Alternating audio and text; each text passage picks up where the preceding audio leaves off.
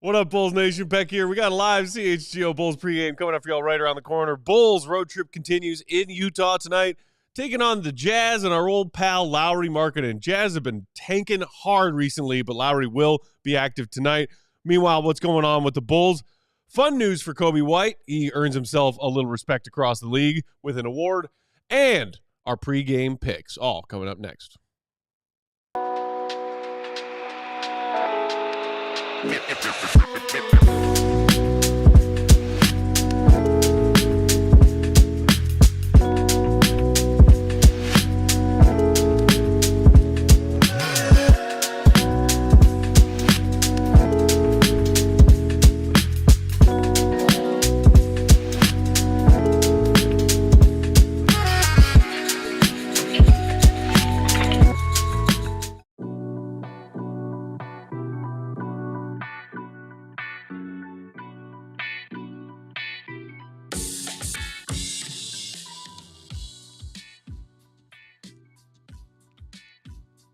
What's going on, Bulls Nation? Welcome in to CHGO Bulls pregame, coming to you live from our studios here in West Loop, downtown Chicago. I'm Peck, Bulls_Peck. That's Big Dave getting comfy in the chair. Bam! BWL Sports. Bam! Will the GOAT, Gottlieb, perfectly coiffed as always, Will_Gottlieb, and our queen of the controls, the one and only Katie Duffy. What up, Katie?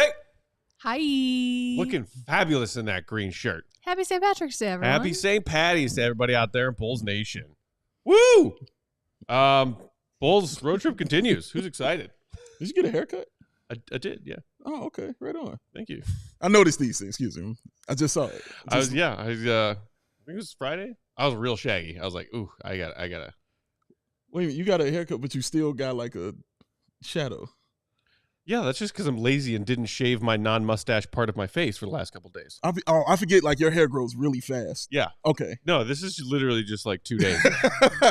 Okay. Which is why I don't shave every day. It's fascinating to me. It really is. It's very fascinating to me, man. Goat's got a Tuesday shadow going on. He always has it's Monday. The what I call the writer's shadow. The stubble. Yeah, it's the writer's shadow. The purposeful stubble look. Like all journalists have this. Like right. all he's missing is a cigar and a typewriter. Right. You know what I mean? Like, see, he loves a typewriter. He's a fan. Shave it all the way down and then let it grow for 2 weeks and then shave it all the way down. So it takes 2 weeks to get to this. No, this is like 5 or 6 days. 5 or 6. Okay, you still win. No, he can grow it. Yeah, he goes, man. He goes hard. I also having the perfectly like clean shaven like baby face plus a mustache. It's it's a bold look to go with every once in a while, but like I don't. He's more of a stash prominent guy. Yeah. I just also I feel like it makes me look like a cop, and I'm like I don't want to be clean shaven with a tight stash as a middle-aged white man because it's got way too many cop vibes attached to it, and I am not a cop.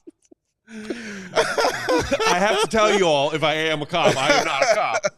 I like how you go full mustache, but not like full mustache because you still got it coming down like it's a goatee a little bit on the side. So it's like it's there, but it's not. I tell you, dude, no, the heyday of facial hair silliness was like the first year of COVID. When everybody was locked inside. You were sending photos to us. I remember all of this. Yes, I remember. I had like a legit old goat, animal goat. He did. Goatee down to here. God, he was going through some things, man. Like, those photos were wild. We were all going through things. Those photos was wild. No, Jeff, I'm not a co-op. Mustache guy is back. Right, Alberto, mustache guy is back. Yes, he is. And in full effect. And the first like 3 or 4 comments on our post-game show last night against 2 nights ago against the Rockets. Yeah. Where's angry mustache guy? Yeah, it sure were. They need their mustache. They don't want you here, but they need you here. That's the whole beauty of this. Thank y'all for tuning in. Nation cannot exist without angry mustache man. It is a fact. You got to have them, dog. It is a fact. Part of the ecosystem. That's it. But y'all know you don't even know you need it, but you know you need it. But appreciate y'all holding it down Saturday. Goat, did you have fun sitting in studio with Uncle Will? A rare occasion. Always a joy. Yeah. Yeah. Or as you call him, Little Will. I call him Little Will. Little Will. Mm-hmm. I'm Big Will. Mm-hmm. It's Big Willie. All 7'2" of them. Yeah, man. He's like 14 inches taller than me. But that's okay. Maybe 15. All right. Well, so happy news for Bulls fans today. Shout out to Rob in the comments who said Coby White has gained the force this week. That was the big news earlier today. The NBA and their PR announcing that Coby White was named the Eastern Conference Player of the Week last week. Shout out to Coby.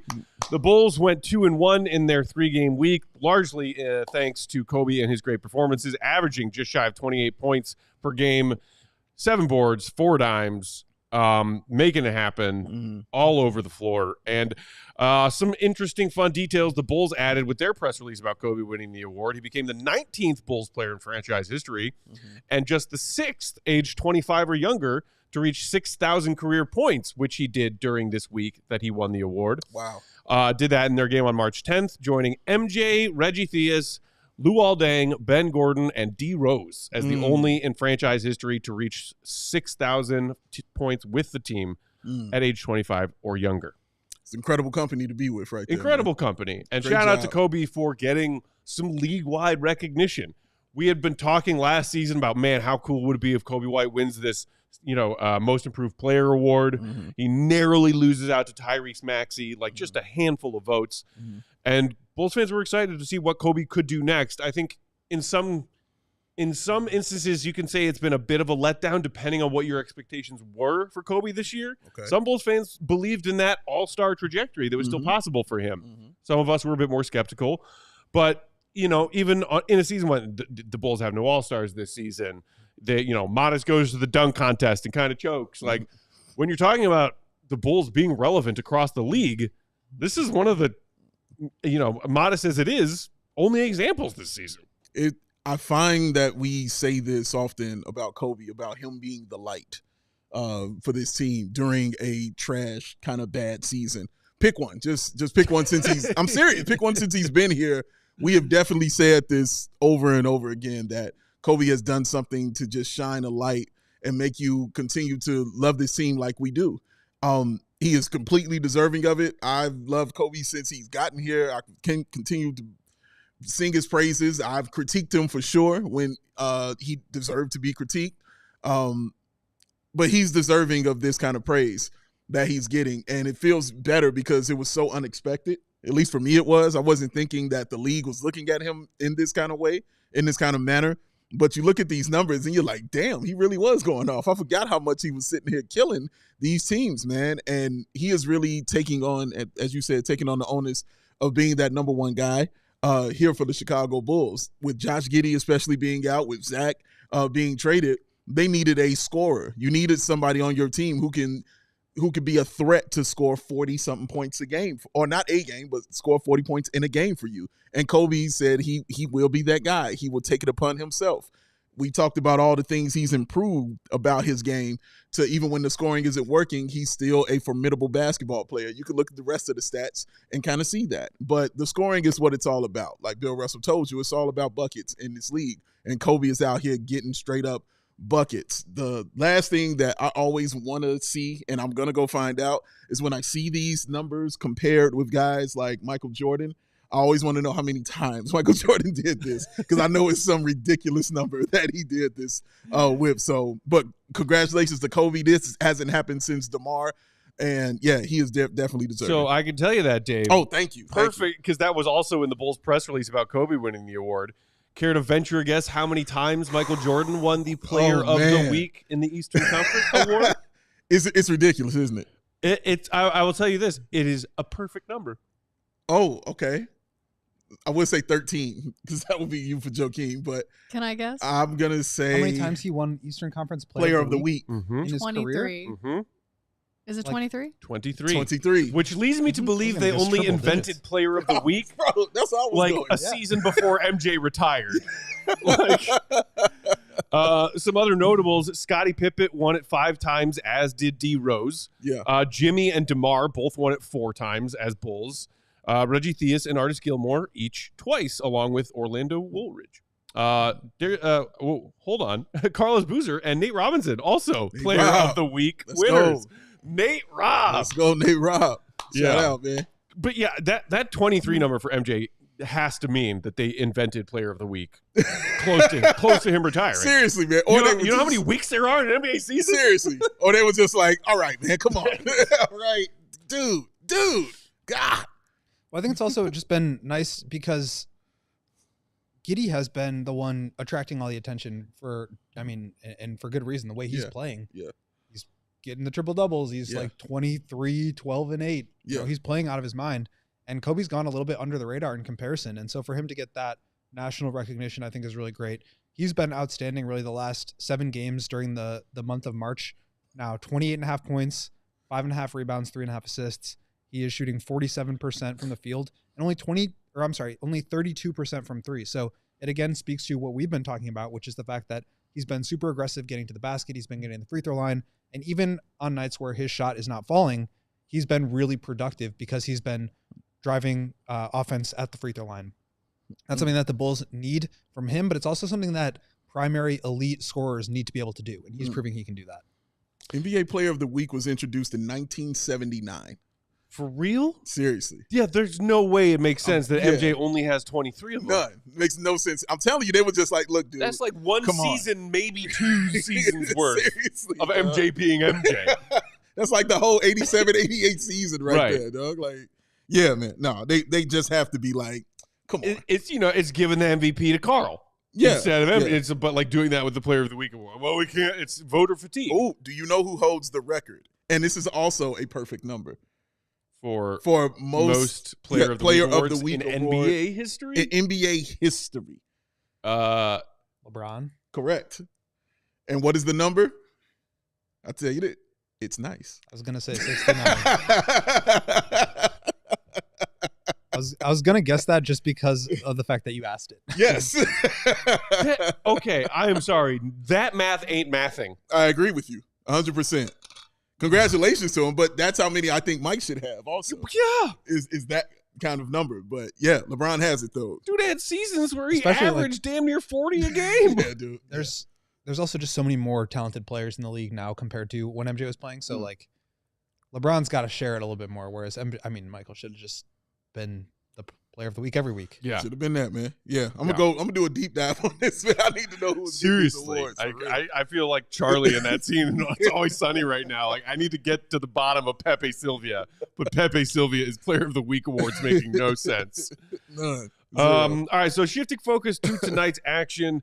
Updates on Bulls injury front. Obviously, Ayo Dosunmu out for the year. Lonzo Ball remains out with a wrist. Josh Giddey will not play tonight. I believe I saw a tweet from Casey Johnson, who is in Utah. Heard from Billy, not going to play tonight. Probably will play one of the 2 back-to-backs that they have coming up on Wednesday, Thursday this week. Obviously not both coming back from an injury. They won't have him play a back-to-back. But Coby White, on the injury report, dealing with that same toe issue he's been dealing with recently. He does get the green light. And so your Bulls starting 5 tonight, Trey Jones and Coby in that backcourt, along with Herter, I almost said Markkanen, Modest, Buzelis, and Vooch, a wily vet.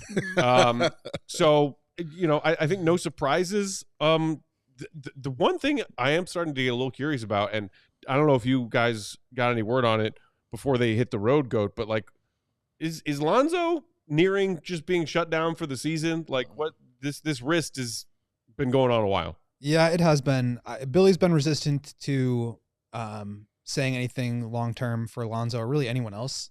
He was kind of hesitant to say anything like that about Vooch. Obviously, he's back now, but when he was missing games with a calf injury, he did not want to give the impression that was on the table, and that has been the case with Lonzo too. Apparently, Lonzo said that he was not going to be on the first half of the trip and that he may see the guys at some point on the road. I don't believe he's with the team now. Meeting them in LA would make sense for Lonzo. Yeah, that would make sense. I don't know. I think they want to be really careful. This is the same wrist injury that he had from earlier, which almost cost him the season. And I think they just want to be careful. But, it's not great that he's been missing so much time. Like, you don't want, especially for an injury that could have cost you the season earlier, you don't want that to continue to linger. Last I heard was maybe 4, 5, 6 days ago at this point when the Bulls were back in town, and Billy was talking about how he's still not really able to shoot without discomfort. And so I don't know how that's progressed over the last several days, but it's getting to a point where, it would be nice to have an update. Not to say that there's anything seriously concerning, but the longer somebody is out, the more questions that you have about it. Yeah, and that's what the concerning thing was. Well, when he said that 6 or 7, that he hasn't even been out there to do it, been able to be out there to do anything. That's what the most concerning thing is about all of this. And when I heard that, I immediately said, "Oh, he's not coming back."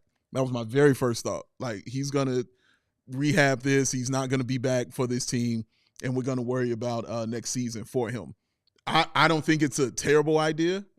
Just because I'm kind of bubble wrap-ish in my mentality for Lonzo Ball, because I don't want anything to happen to him. So yeah, I'm just all about taking baby steps with him when it comes to injuries, because I'm just so proud of him that he was able to not actually walk, but actually run and jump and dive on the floor and do all these other things that NBA players do, stuff that we questioned if he could ever do again. So when I hear that he has an injury that might be giving him a little issue, I'm okay with him taking all the time he needs. Plus, it's good for Billy because he has a plethora of guards and that he still wants to look at. And I'm sure AK wants to evaluate and continue finding out about these guards. So it's a blessing in disguise that, he's not out there, because Billy will definitely have him out there if he's available. So then you get to evaluate guys like Trey Jones, and you say, hey, Trey Jones is playing really well out here. This might fit for him. And you get to see Coby do more things out there. Not saying Lonzo takes away from anything these guys do, but these guys get a deeper evaluation. You're not going to be seeing 30 minutes of Trey Jones a lot. You know what I mean? So this is a blessing in disguise for Billy. You also don't need to know how Lonzo fits with anyone, because he fits perfectly with everyone. Correct. Yeah. You look at any Bulls lineup that involves Lonzo Ball in it, 2-man, 3-man, 4-man, 5-man lineup. All of those numbers go like this when Lonzo is one of the names. It's true. I did just pull up from Cowley on the 15th, so 2 days ago, ahead of the Houston game. He talked to Billy about it, and he said that Lonzo did not make the trip. He doesn't specify whether he will at some point join the team, but here's a quote from Billy on Saturday. "I've not heard anything about him being shut down. I think what he's doing now is just trying to get himself back to playing. Doctors aren't saying, hey, listen, you got to sit out. It's just that when he feels he can do things on the court that he's comfortable with, like he can't shoot right now, hasn't been able to do that, passing, dribbling. Until that subsides, then he'll be out. But I think in my conversations with him, it's been everything to try to get him back to playing. No one has said to me from above, hey, this goes on a little bit longer, we're going to have to shut him down. I have not heard that." But Cowley also goes on to write that, if he doesn't get back with the team on this trip, there will only be 10 games remaining in the season by the time the Bulls are back in Chicago. Music to my ears. Eco Beans, and that's nice and all, but get on the court and play. Lonzo will lose his rhythm if he doesn't. Oh, his precious rhythm for what? This deep playoff run the Bulls are about to make? Yeah, bro. Come on now. Let's prioritize Lonzo's health because he's going to be around next season. Yeah, man. Or prioritize his health because maybe they'll look to turn on this season. I don't know. All right, so that is the Bulls injury stuff.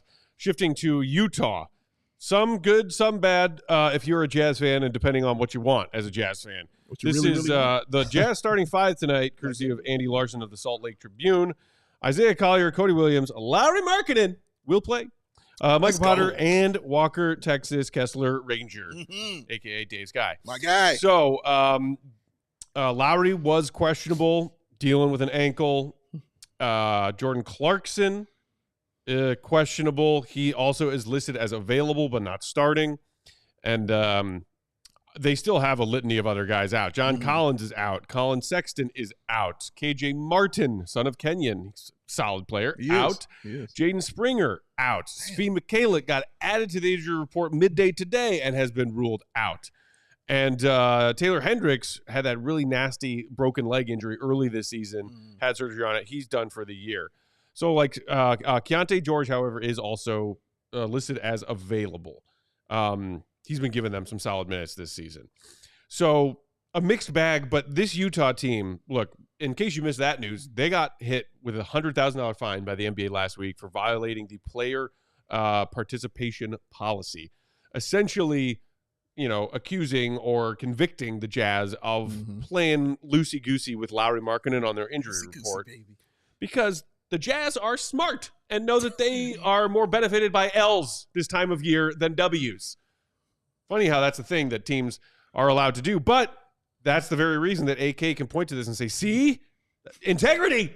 Don't you find us? They find us for the Lonzo Ball tampering. Don't you ever find me again? Because integrity. So So here's the funny thing though. The Jazz get fined early in the week last week. Yeah. In their game on Friday against the Raptors, another team that's tankalicious right now. Tanktacular. They have Walker Kessler and Lauri Markkanen dressed and ready to play, not on the injury report. Walker Kessler, jersey, jumpsuit on, bench, just a DNP the whole game. Yeah. DNP coach's decision the whole game. Lauri goes out there in the first half, scores 16 points. We do not see him in the second half of that game. A game that the Jazz led at halftime and then go on to lose to the who can out-tank who Toronto Raptors. So the Jazz got fined by the league for essentially tanking. Yeah.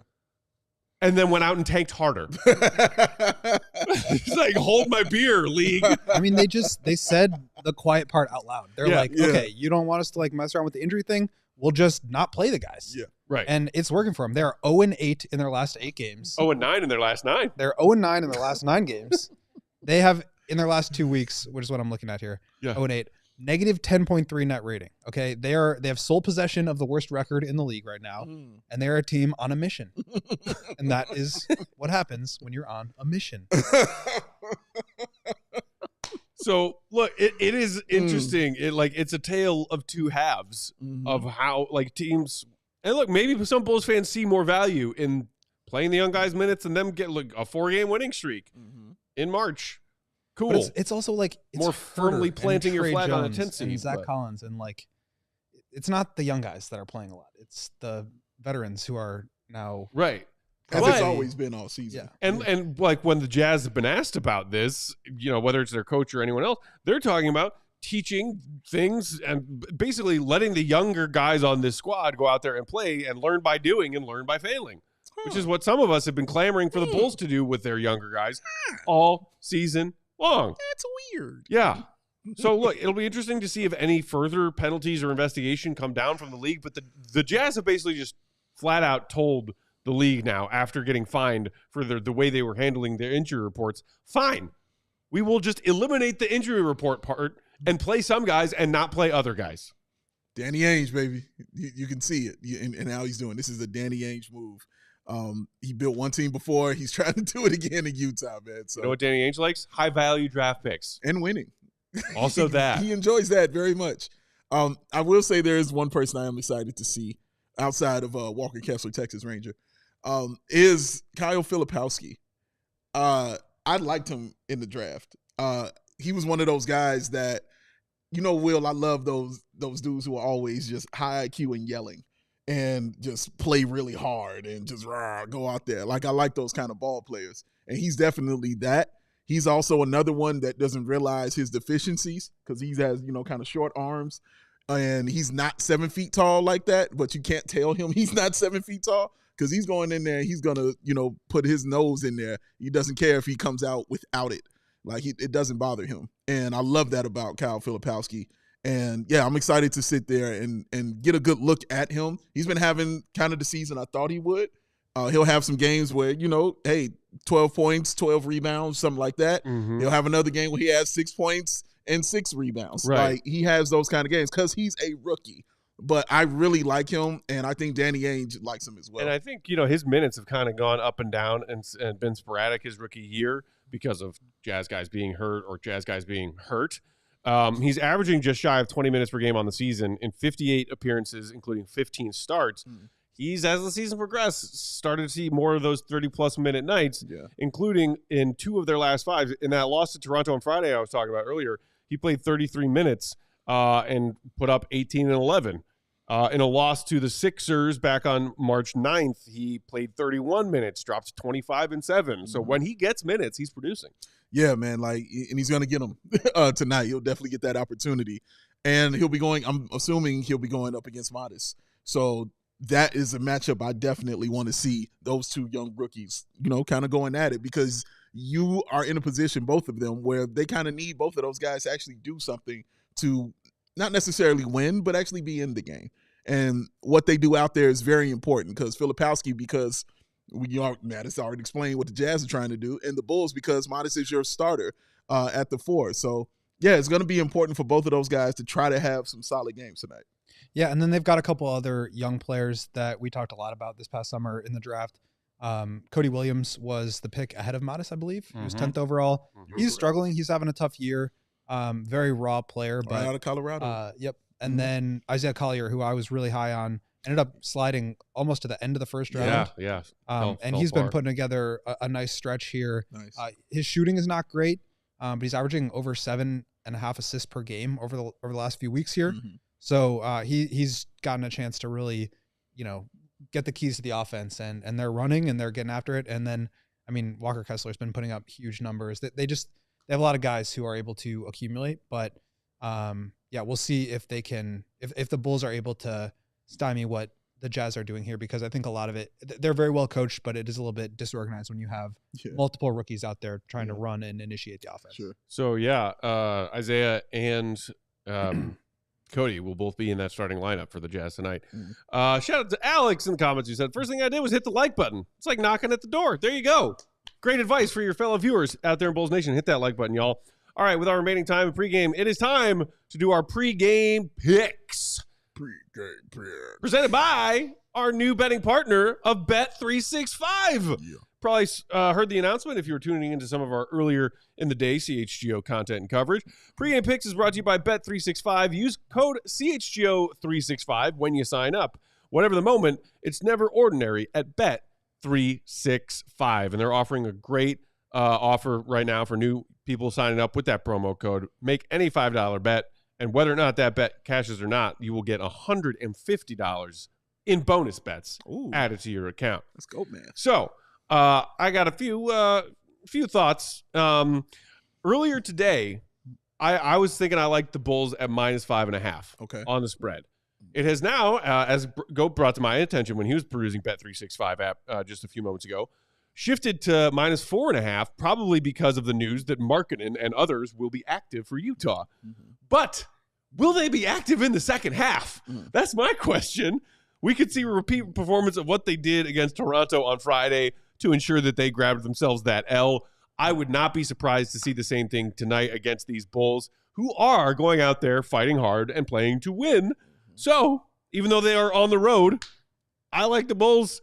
It sounds like you can get them now at -4.5. I still liked them at 5.5 when I took that earlier this afternoon at -110. Gentlemen, are the Bulls going to cover 4.5 or 5.5 tonight? Some of that still sounds like Chinese to me. Okay. But will they win by 6 points or more? No, I was going to say, but there is some stuff that I do know, and that was one of the things I do know. Sorry. My fault. But yes, to be your answer. Yes. Go. I think that, and I think Modest will also be over. Yeah, I like them both. I think the Bulls are determined and the Jazz are also determined. I'll put it that way. That's true. In their very disparate goals. So Modest Bazelis' over-under tonight was 11.5. And his plus money, plus 100 to take the over on that. So, I know, again, I was not with y'all for the Bulls-Rockets game on Saturday. I couldn't help but notice that he only played 18 minutes and change, despite I only saw one foul in the foul column of his box score. I was not pleased. Modest better play 25 or more tonight. I'm not saying that I'm confident he will, but just because I want to see him get out of this little mini funk he's been in recently, I'm taking the over on Modest because I like the plus 100 for just a dozen points. And then the last one that I really like the most, especially with the news that Lonzo remains out and Giddey remains out, is I got Trey Jones earlier today, 15 or more points scored tonight at plus 155 odds. He has scored 15 or more in 4 of his last 5 games. Yes. And Trey Jones with, starting alongside Coby, no Lonzo, no Giddey, obviously no Ayo. He will play 30-plus minutes tonight because Billy trusts him. We have figured that out now. And if Trey Jones is out there for 30-plus minutes, he's getting buckets. He's proven that he is capable of doing so, i.e., 4 of the last 5, he's scored 15-plus. So give me 15-plus at plus money. Sounds like a win to me. He's smart. I mean, sometimes I am. Concur? I concur. He concurs. On all accounts. Do you concur? Do you concur? Do you concur? Thank you for catching that. Hey, always. Very excited about our new betting partner with Bet365. Incredible offers and deals right now available, including, as I mentioned, sign up, put that promo code CHGO365 in, and you'll make your $150 in bonus bets when you make your first $5 bet. Woo! Why did I concur? Any of the young guys that you want to see, obviously Billy's been tinkering. I saw he went double big in certain stretches of that Rockets game. He did. Don't know if we'll see that again tonight, but, when they are healthy, this Jazz team can have a lot of size to it. The one thing that we didn't tell you, Matt, What's that? was that in the bet between the two of you of would Dalen make 6 threes or would Patrick score 20 points, which would happen first? In the halfway to that, Dalen hit 3 threes before Patrick scored 10. Yes, he did. Yes, he It's did. a slightly different version. Yeah. So I feel like that counts for something. I like that. It was awesome. Like, it was really cool to see. All that to say, maybe we'll see some more Dalen tonight. Maybe we'll see. We'll see if that 3-point barrage continues. If he's knocking down threes, maybe Billy will give him minutes. Yes. Maybe. There's a look at that old bet that we made. Yeah. Dave, you're Thanks crazy. for keeping the receipts. You're crazy, Dave. But the fact that Pat hasn't won it yet, that's what I was trying. and probably won't win it. Hate to tell you. Pat's back and playing again now. He is. He could theoretically still win that bet. Theoretically, yes. There's a lot of things he can do theoretically. I think it's safe to say we're all losers here. Yeah. Jose asking in the comments, can we bet anything on P. Will? I didn't look to see what Patrick Williams' point scored over under was tonight. Well, it's cool the way they do it is they kind of give you alternate lines. So it's like you can pick from a bunch of different scoring options. Oh, nice.